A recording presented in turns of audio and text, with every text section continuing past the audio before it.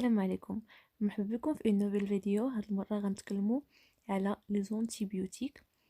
غنعرفوا شنو كنقصدوا بلي زونتيبيوتيك. لي زونتيبيوتيك سو سون دي ميديكامون utilisés contre les infections bactériennes. بالنسبه لا définition, les antibiotiques sont des substances naturelles ou synthétiques. يعني واحد دي سبستانس اللي هما طبيعيه ولا synthétiques. Ils sont classés par deux groupes. كاينين جوج ديال النواع ديال لي زونتيبيوتيك. كاينين لي زونتيبيوتيك بكتيريسيد و لي زونتيبيوتيك بكتيريوستاتيك. لي زونتيبيوتيك بكتيريسيد هما capable de détruire la bactérie، يعني قادرين على انهم يقتلوا لنا لا بكتيري. يعني détruire يعني il tue la bactérie. اما بخصوص les antibiotiques bactériostatiques هما capable d'arrêter la multiplication des bactéries. هما قادرين فقط على انهم يحبسوا لنا من داك لا multiplication ديالهم، يعني التكاثر ديال البكتيريا.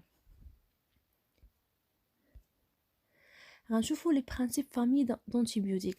هاد لي فامي دونتيبيوتيك غادي نشوفوهم غير بالاسماء ديالهم عاديه، ولكن في الفيديو الجاي غادي نتعمقوا بهم اكثر.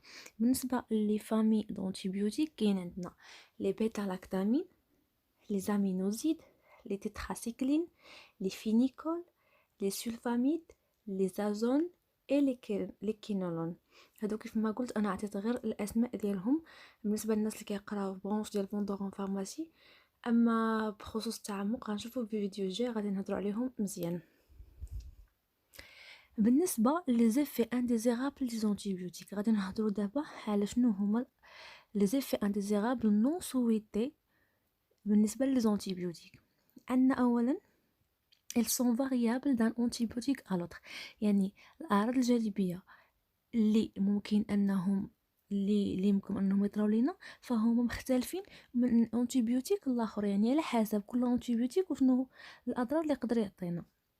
كاين عندنا الناس اللي كيكون عندهم كيستعملوا لا بينيسيلين كيكون عندهم الرجي، يقدر يدير لهم الرجي.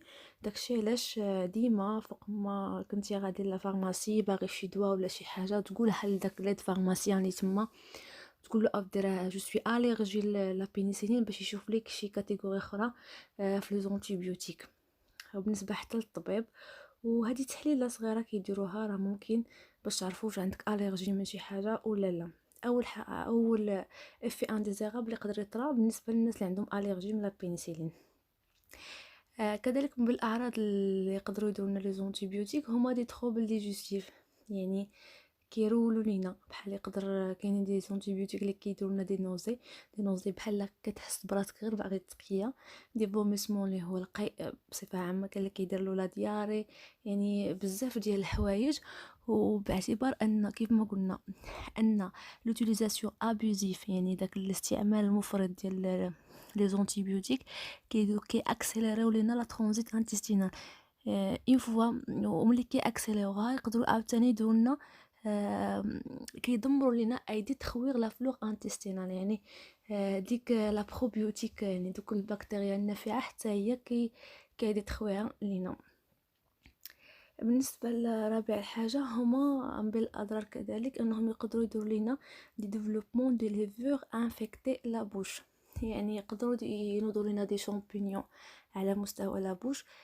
يعني ملي كيكونوا في اللسان هاد لي شامبينيون في الجهه ديال اللسان خصوصا كيتسموا لي ميغي، واللي يقدروا يبانوا لنا دي ليفور انفيكتي في لو فاجان بالنسبه للمراه، وهنا اللي كيتسموا دي بيرت اللي كنقصدوا بهم بحال افرازات كيكونوا عند المراه بزاف سببهم لي شامبينيون. بالنسبه الرابع افي انديزيرابل عندنا واحد النوع ديال لي زونتيبيوتيك ولا لي فامي دونتيبيوتيك اللي هضرت عليهم قبيله، هاد لي سيكلين ولي كينولون.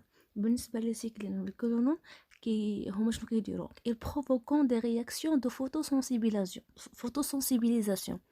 اشنو كنقصدوا؟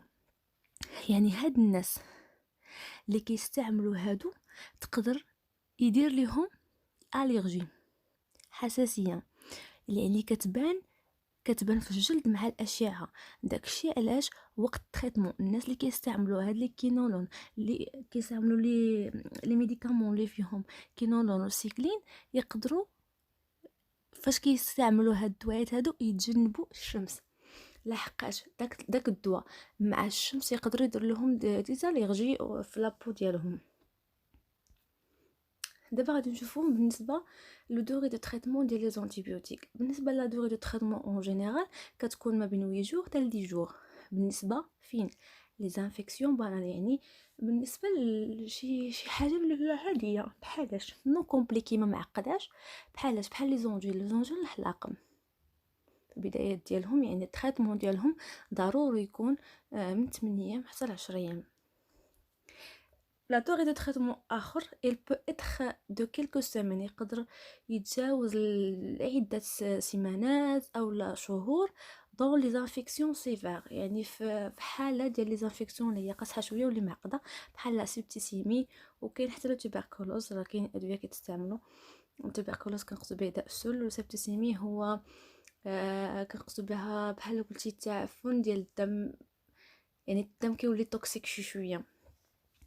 بالنسبه التيرو دو traitement au cas, traitement peut-être de 3 à 5 jours dans les cas des antibiotiques très actifs ou allant demi-vie بحال الازيثروميسين. الازيثروميسين كتستعمل فقط في 3 ايام حتى 5 ايام وكتحبس. غادي ندوزو نشوفو لي زانتراكسيون ميديكامونتوز، يعني التفاعلات اللي كيطراو.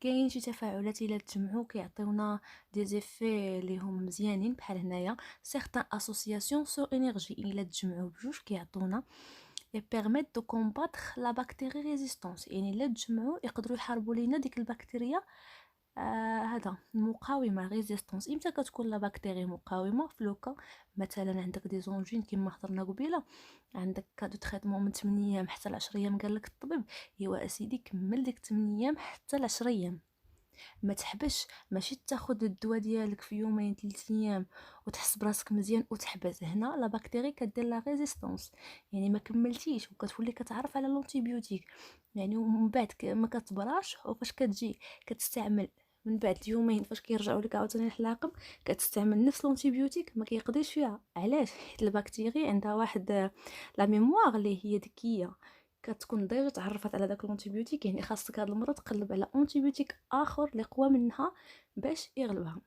اوكي، يعني هنا في لي زانتراكسيون ميديكامونتوز اللي تجمعوا ويقدروا يعطيونا ان افي سينرجي بحال لي بيتا لاكتامين مع لي ماكروليد مع لي ميدازول، ولا لا بيتا لاكتامين بلس لي زامينوزيد، ولا لا بيتا لاكتامين بلس لي ميدازول بلس لي كينولول. هاد لي زانتراكسيون ميديكامونتوز مزيانين وكيحاولوا انهم يحاربوا لنا لا بكتيري ريزيستانس. هنا غادي نشوفوا سيغتان اسوسياسيون سون ايفيتي، يعني كاينين شي اسوسياسيون كيما قلنا قبيله كيعطيونا افي سينرجي، هنا يقدروا يديروا لنا خصنا نتفاداوهم. علاش؟ حيت كاينين كيديروا شي حوايج ما خدامينش، بحال مثلا لا بيتا لاكتامين بلس لا تيتراسيكلين الى تجمعوا بجوج كيعطيونا انولاسيون دو لوفي. انولاسيون دو لوفي يعني واحد كي انولي الاخر. او لا لي زامينوزيد بلس لا بوليميكسين، هنا الى تجمعوا هادو بجوج هاد لي دو زيفي يقدروا يديروا لنا اون ماجوراسيون دو توكسيسيتي، يعني حيت لا دوز طالعه ويقدروا يديروا لنا لا ماجوراسيون دو لا توكسيسيتي. بالنسبه للثالث حاله لي زامينوزيد اونتر او، يعني بجوج نفس الشيء يقدروا يديروا لنا اون ماجوراسيون دو توكسيسيتي. دابا غادي نشوفوا لي ريغل ديوتيليزاسيون دي زانتيبيوتيك. شنو هما لي ريغل اللي خاصنا نحتفظوا بهم ولا نديروهم باش ان هذاك الانتيبيوتيك يقضي معنا؟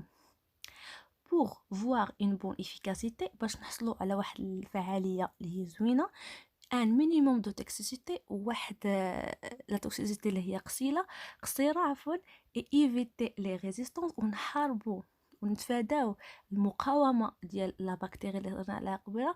certains règles doivent être respectées au moment de l'utilisation. اشنو هما هاد لي ريغل؟ هما هادو: اول حاجه choisir un antibiotique bien، تختار واحد لونتيبيوتيك اللي هو فعال، حيت pour chaque infection l'antibiotique convenable est celui qui est actif sur la bactérie cause d'infection. يعني كل انتيبيوتيك راه خاص لحاجه، يعني كل بكتيري عندها واحد الانتيبيوتيك خاص بها اللي قادر عليها واللي قادر انه يحاربها. يعني خاصنا نطيحو في لو بون انتيبيوتيك. بالنسبه لا ريغل الثانيه، ريسبكتي دو شيما ثيرابوتيك. اشنو كنقصدو بلو شيما ثيرابوتيك؟ كنا هضرنا عليها في اول فيديو. لا دوز كانت عندك 8 ايام تاع 10 ايام هي 8 ايام تاع 10 ايام، كانت عندك 3 ايام تاع 5 ايام هي 3 ايام تاع 5 ايام، كانت عندك سيمانه جوج شهر تبع تريتمون تل كيلي لا دوز برينسيبال ولا دوري كامله كيف ما كانت، ما تزيد ما تنقص باش ما نطيحوش في لا ريزيستانس. ثالث ريغل هي ريسبكتي دي كونتر انديكاسيون. ديجا عندك ان الرجي في لا بينيسيلين، ما غاديش تمشي تاخد لا بينيسيلين. يعني ديما شوف لي كونتر انديكاسيون الا كانوا عندك ما تستعملهمش. رابع حاجه ريسبكتي دي زانتراكسيون ميديكامونتوز. كما قلنا دوك التفاعلات ما بين الادويه حتى هما خاصهم تحترمهم باش ما يكونش عندنا اون اناليسيون دو في ولا لا توكسيسيتي تطلع لنا بسلامه بزاف. داكشي علاش هادو هما لي ريغل برينسيبال اللي خاصك تتبعهم في الكا ديال لي زونتي بيوتيك. ايه هادشي اللي كاين بالنسبه لا فيديو اليوم. اي ميرسي بور